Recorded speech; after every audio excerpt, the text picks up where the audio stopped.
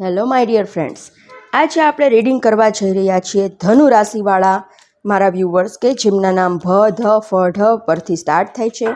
એમનું 22 માર્ચથી 28 માર્ચ સુધીનું વીક કેવું જશે, તો ચલો જોઈએ. એમની ફેમિલી લાઈફ કેવી રહેશે,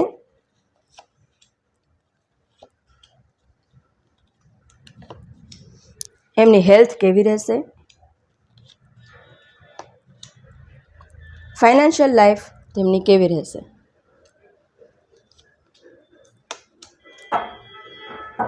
બોટમની એનર્જી આવી ગઈ છે ધ ડેવિલ.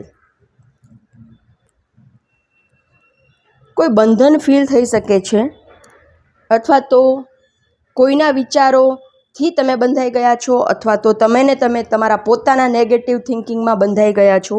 એ ટાઈપની એનર્જી દેખાઈ રહી છે નેક્સ્ટ વીકમાં. ફેમિલી લાઈફમાં તમારે સામેવાળી વ્યક્તિને ઓળખવાની જરૂર છે, સમજવાની જરૂર છે, અન્ડરસ્ટેન્ડિંગથી આગળ વધવાની જરૂર છે. મતભેદ અને મનભેદ થઈ શકે છે ઘરમાં ફેમિલી મેમ્બર્સમાં એકબીજા સાથે. તમે કંઈક અલગ વિચારો છો, સામેવાળી વ્યક્તિ કંઈક અલગ વિચારે છે, તો નાના મોટા ડિસ્પ્યુટ થઈ શકે છે, ઝઘડા થઈ શકે છે. તો બંને વચ્ચે તમે સામેવાળાને ઓળખશો, સમજશો, સામેવાળા તમારી પરિસ્થિતિ સમજશે, એ રીતે ઇક્વલ ગિવ એન્ડ ટેકથી આગળ વધશો તો રિલેશન મેન્ટેન થઈ શકશે અને ખૂબ જ સરસ રીતે રિલેશનમાં આગળ વધશો. હેલ્થમાં દેખાઈ રહી છે કે મનમાં ને મનમાં કોઈ ગિલ્ટ છે કે મેં આ વસ્તુ શું કામ કરી, અને કોઈ એક નિર્ણય એવો લીધો છે હેલ્થમાં તમે ઇમેચ્યોરલી કે એ તમારે નહોતો લેવાનો.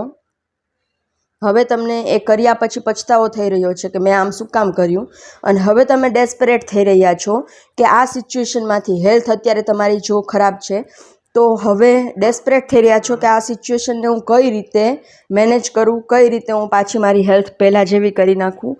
એ ટાઈપનું નેક્સ્ટ વીકમાં દેખાઈ રહ્યું છે.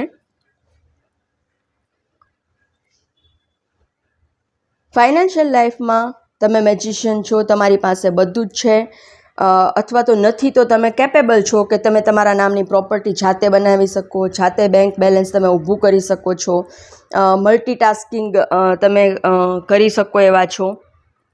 તો તમને નાની મોટી એવી ખબર પડી શકે છે નેક્સ્ટ વીકમાં. નાના મોટા એવા સમાચાર આવી શકે છે કે જે તમને ખબર નહોતા, નેગેટિવ ટાઈપના ફાઇનાન્શિયલ લાઈફને લઈને, કે કોઈની જોબ છીનવાઈ જતી હોય એવું મને દેખાઈ રહ્યું છે.